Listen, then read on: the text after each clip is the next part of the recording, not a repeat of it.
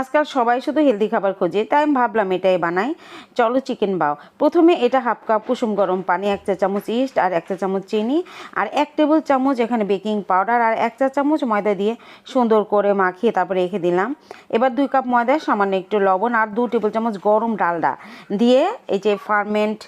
হওয়া সেই ইস্ট দিয়ে সুন্দর করে গরম পানি দিয়ে একটু মাখিয়ে ঢেকে রাখলাম। এবার অলিভ অয়েলের মধ্যে রসুন কুচি ভেজে মুরগির মাংসের কিমা দিয়ে তারপর গোলমরিচের গুঁড়া দিয়ে দিয়েছি, soya sauce, oyster sauce 2 table চামচ করে এখানে দিয়েছি আর এখানে ব্রাউন সুগার, কাঁচামরিচ আর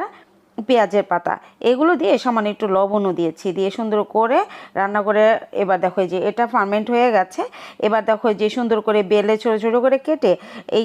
রুটির ধারে পানি লাগিয়ে তারপরে যে পুর দিয়ে এভাবে বানিয়ে তারপরে যে এখানে বাঁধাকপি সুন্দর করে ছোটো ছোটো করে গোল গোল করে কেটে নিয়ে একটা করে চিকেন বাও বসিয়ে 10 থেকে 15 মিনিট ভাপিয়ে